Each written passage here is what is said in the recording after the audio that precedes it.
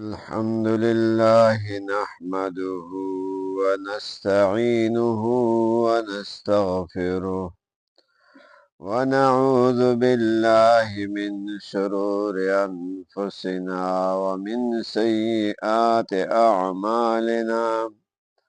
أما بعد فأعوذ بالله من الشيطان الرجيم. بسم الله الرحمن الرحيم. ومن أحسن قولا ممن دعا إلى الله وعمل صالحا وقال إنني من المسلمين.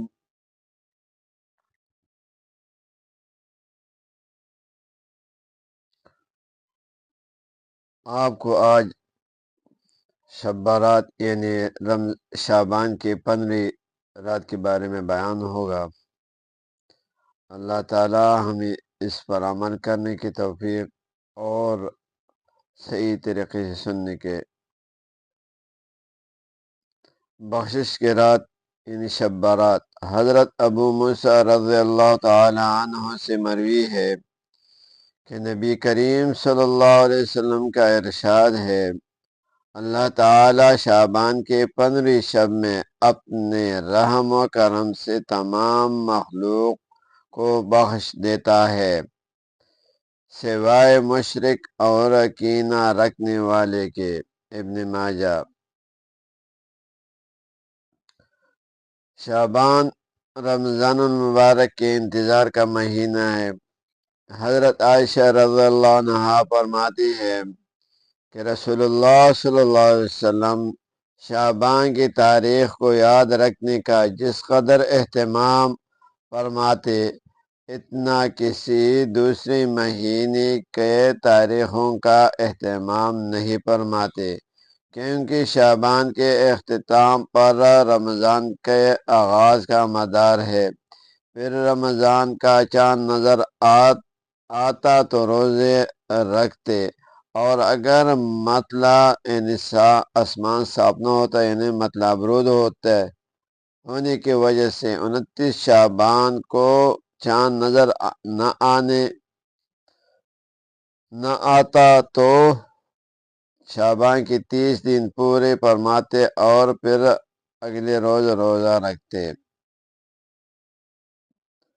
ماہ شعبان کی فضیلت۔ حضرت اسامہ بن زید رضی اللہ عنہ سے مروی ہے کہ رسول اللہ صلی اللہ علیہ وسلم نے ارشاد فرمایا، شعبان کا مہینے رجب اور رمضان کے درمیان کا مہینہ ہے، یعنی شعبان رجب اور رجب شعبان رمضان، یعنی شعبان درمیانہ والا مہینہ ہے۔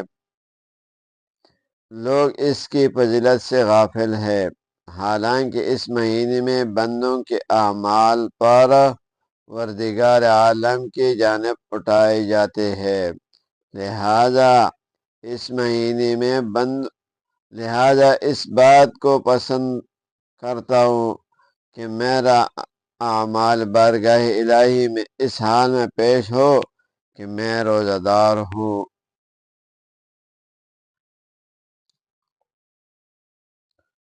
ایک اور خاص کر رمضان مبارک سے ایک من گھڑت حدیث لوگ سوشل میڈیا پر پیش کرتے ہیں کہ رمضان مبارک کے قریب آتی ہی سوشل میڈیا اور دیگر ذرائع ابلاغ کے ذریعے رسول اللہ صلی اللہ علیہ وسلم کی طرف منسوب من گھڑت حدیث گردش کر لیتے ہیں کہ جس نے سب سے پہلے کسی کو رمضان کی خبر دی تو اس پر جہنم کی آگ حرام ہو جاتی ہے۔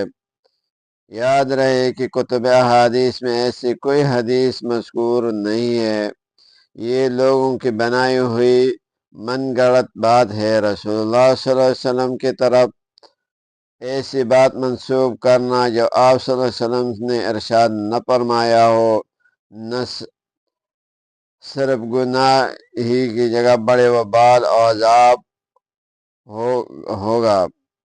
چنانچہ رسول اللہ صلی اللہ علیہ وسلم نے